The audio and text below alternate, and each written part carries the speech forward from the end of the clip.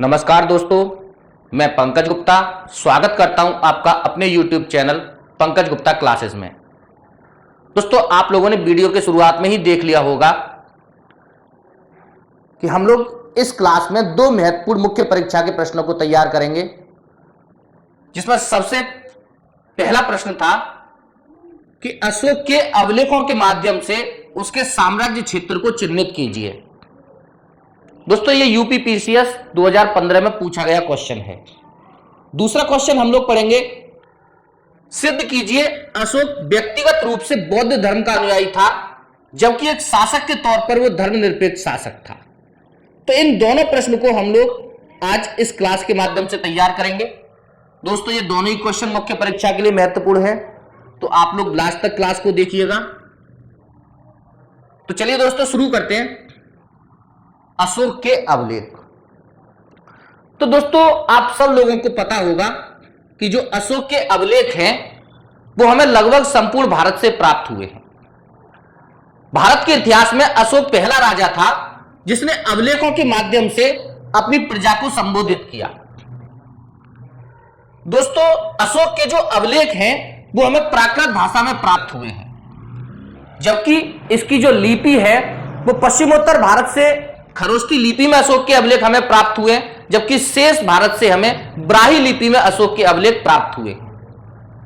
दोस्तों, जो अशोक के अभिलेख हैं, हम उन अभिलेखों को तीन भागों में बांट सकते हैं, जिनमें सबसे फर्स्ट है अशोक के शिलालेख,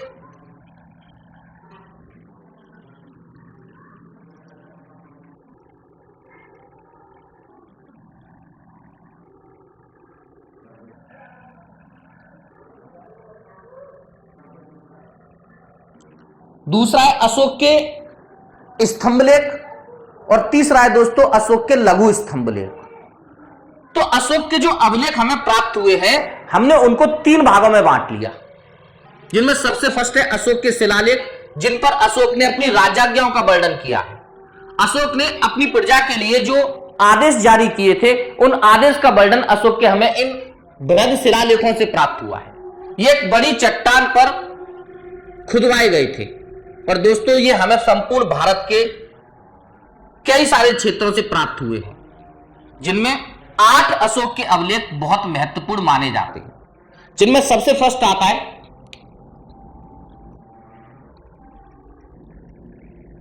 सहवाजगढ़ी और दूसरा है मानसेहरा।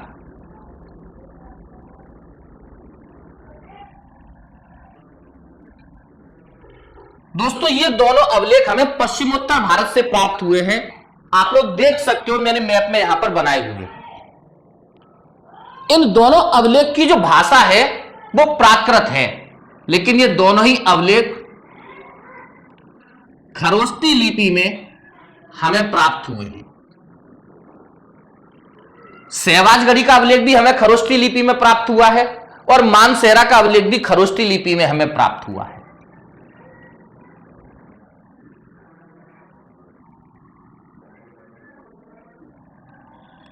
क्योंकि दोस्तों ये दोनों अभिलेख हमें पश्चिमोत्तर भारत से प्राप्त हुए हैं, इससे यह पता चलता है कि इस क्षेत्र में अशोक का शासन था। हमारा प्रश्न था कि अभिलेखों के माध्यम से अशोक के साम्राज्य क्षेत्र को चिन्हित कीजिए। तो हम यह कह सकते हैं कि जो अशोक का साम्राज्य था वो अफगानिस्तान तक के क्षेत्र तक विस्तृत था, क्योंकि यहां से हमें अशोक के ये दो महत्वपूर्ण अभिलेख प्राप्त हुए हैं, जिनमें पहला सहवाजगढ़ी और दूसरा मानसेहरा का अभिलेख है। दोस्तों, तीसरा जो महत्वपूर्ण अभिलेख हमें अशोक का प्राप्त हुआ है वो है कलसी अभिलेख।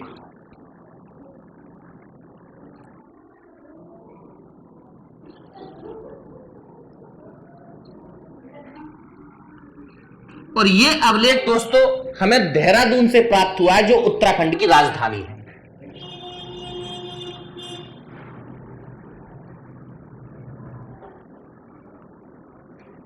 इस अभिलेख पर हाथी की आकृति बनी हुई है। दोस्तों, पीटी में भी यह क्वेश्चन कई बार पूछा गया है कि अशोक के किस अभिलेख से हमें हाथी की आकृति प्राप्त हुई है। तो ये जो कलसी अभिलेख है, इस पर हाथी की आकृति बनी हुई है। मैं यहां लिख देता हूं,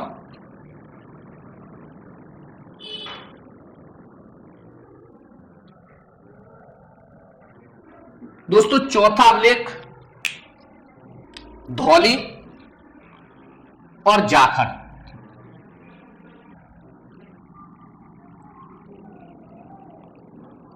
ये दोनों अभिलेख हमें उड़ीसा से प्राप्त हुए हैं।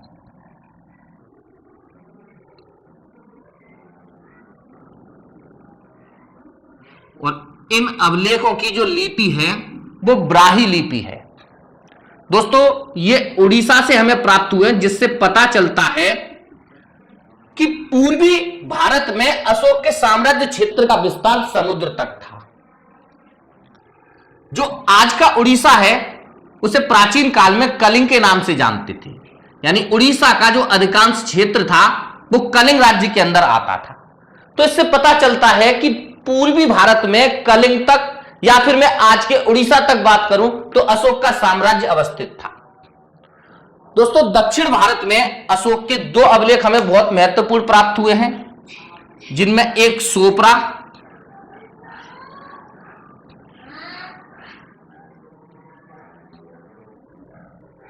ये जो सोपरा अभिलेख है ये हमें महाराष्ट्र से प्राप्त हुआ है।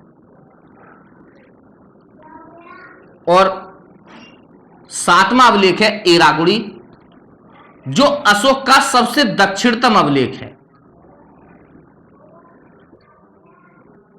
ये आंध्र प्रदेश के कर्नूल जिले में है।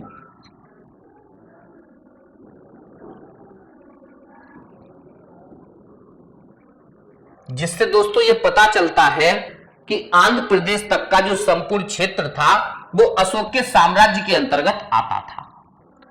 जबकि पश्चिमोत्तर या पश्चिमी भारत से हमें अशोक का एक अभिलेख गिरनार प्राप्त हुआ है,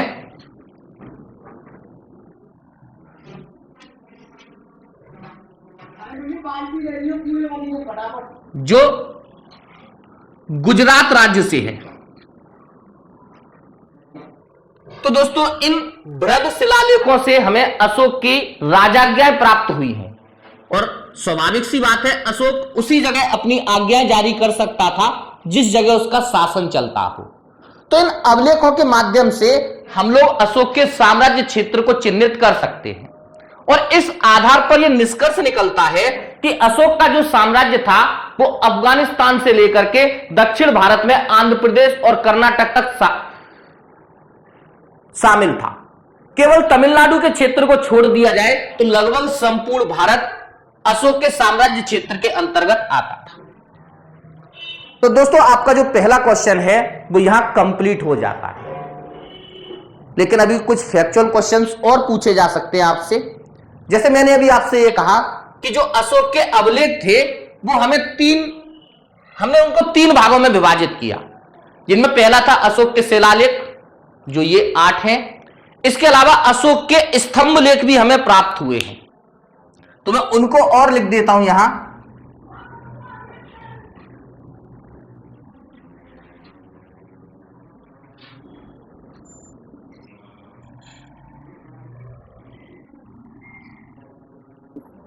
दोस्तों स्तंभ लेख से आशय क्या है? स्तंभ लेख से आशय है कि एक बड़ा सा स्तंभ था जिसके शीर्ष भाग पर किसी पशु की आकृति बनी हुई होती थी। जैसे आपने अशोक का सारनाथ स्तंभ लेख देखा होगा, जिसके शीर्ष पर 4 सिंह पीठ करके एक दूसरे के सटाए हुए बैठे हुए। तो ऐसा भी अभिलेख हम लोगों के अशोक के प्राप्त हुए हैं, और इन अभिलेखों को हम लोग कहते हैं स्तंभ लेख। दोस्तों इनमें सबसे पहला जो स्तंभ लेख है वो है दिल्ली टोपरा।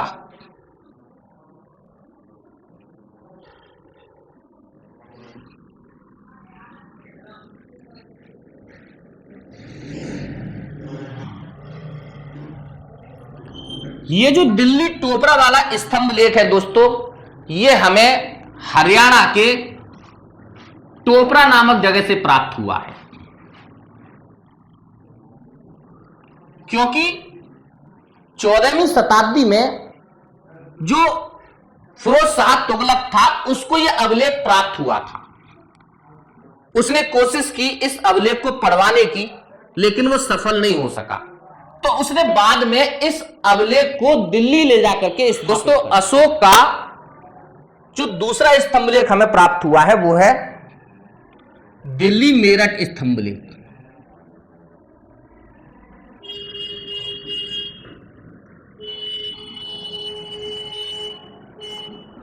दोस्तों ये जो लेख है, मेरठ आपको पता ही होगा यूपी में है। ये लेख भी फिरोज शाह तुगलक को मिला था, और जब फिरोज शाह तुगलक इसको पढ़वाने में सफल नहीं हो सका तो उसने दिल्ली ले जाकर के इस स्तंभ लेख को स्थापित कर दिया था। तीसरा जो स्तंभ लेख है वो है लौरिया अरराज स्तंभ लेख।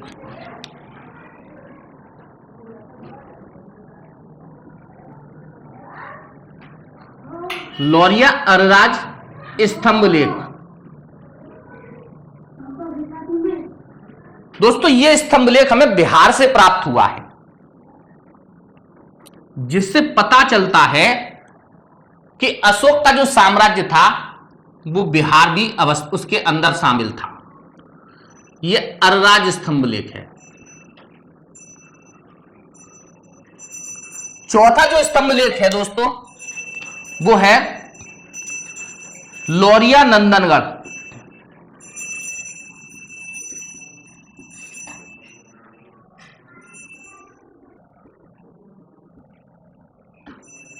यह भी दोस्तों हमें बिहार से मिला है, और स्तंभ लेख की सबसे बड़ी विशेषता यह है कि यह अशोक का अब तक का सबसे सुरक्षित स्तंभ लेख है। पांचवा स्तंभ लेख रामपुरवा।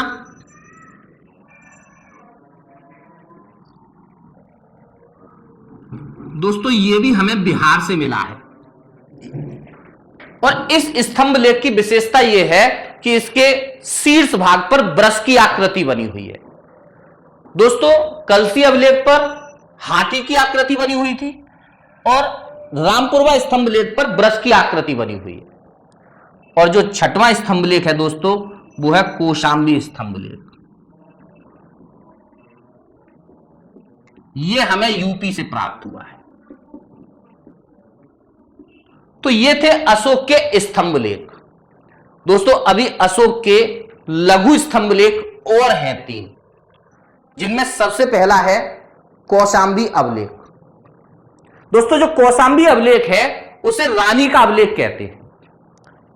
इसमें अशोक की पत्नी कारुवाकी का वर्णन किया गया है, और कारुवाकी ने जो दान दिया बौद्ध भिक्षुओं को उसका वर्णन हमें इस अभिलेख से मिलता है। तो कौशाम्बी से एक लघु स्तंभ लेख मिला है दोस्तों। इसके अलावा एक निगलीवा अभिलेख हमें और प्राप्त हुआ है, और इसी निगलीवा अभिलेख से हमें पता चलता है कि जो शाक्य मुनि थे वो महात्मा बुद्ध का जन्म माना जाता है। यानी महात्मा बुद्ध का जो सबसे अंतिम जन्म हुआ वो शाक्य मुनि के रूप में हुआ, और जिसकी जानकारी हमें निगलीवा अभिलेख से होती है। और जो तीसरा लघु स्तंभ लेख दोस्तों प्राप्त हुआ है वो है रुम्मनदेही अभिलेख। यह रुम्मनदेही अभिलेख अशोक का सबसे लघु स्तंभ लेख माना जाता है। और यदि आपसे पूछा जाए अशोक का सबसे बृहद स्तंभ लेख या बृहद अभिलेख, तो जो अशोक का 7वां अभिलेख है एराबुरी, वो अशोक का सबसे बड़ा अभिलेख माना जाता है।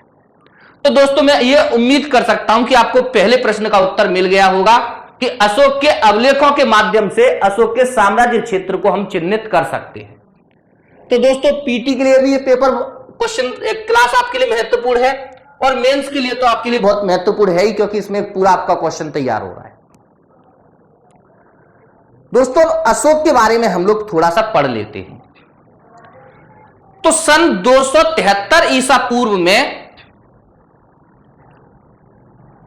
अशोक मगध की राजगद्दी पर बैठा। लेकिन दोस्तों ऐसा माना जाता है कि अशोक के राजगद्दी के बैठने के कारण वहां गृह युद्ध की स्थिति बनी, और 4 वर्षों तक जो मगध राज्य था वो गृह युद्ध में फंसा रहा, और 269 ईसा पूर्व में अशोक का राज्याभिषेक हुआ। दोस्तों अशोक ने अपने 99 भाइयों की हत्या करके मगध की राजगद्दी प्राप्त की थी। जब आप बौद्ध धर्म ग्रंथों को पढ़ोगे तो आपको पता चलेगा कि अशोक ने अपने 99 भाइयों की हत्या करके मगध की राजगद्दी प्राप्त की थी। लेकिन जब आप अशोक का 5वां अभिलेख पढ़ोगे तो उससे यह पता चलता है कि अशोक अपने भाइयों से और बहन से बहुत प्यार करता था। तो इस आधार पर इतिहासकार यह अनुमान लगाते हैं कि बौद्ध धर्म को महान बताने के लिए हो सकता है कि 99 भाइयों की हत्या करने की जो किंवदंती है वो शामिल की गई हो। यहां पर बौद्ध धर्म यह बताने का प्रयास करता हो कि अशोक अपने जीवन काल के शुरुआती वर्षों में बहुत क्रूर था और बौद्ध धर्म के प्रभाव में आकर के वो अहिंसा का पुजारी बन गया। तो हो सकता है बौद्ध धर्म को महान बताने के लिए ये 99 भाइयों की हत्या की जो किंवदंती है वो जोड़ दी गई हो। तो 269 ईसा पूर्व में अशोक मौर्य साम्राज्य का शासक बना और दोस्तों अपने शासन के 8वें वर्ष में अशोक ने कलिंग पर आक्रमण किया। दोस्तों यह है कलिंग। तो यहां एक समझने की बात यह है कि अशोक ने कलिंग पर आक्रमण क्यों किया।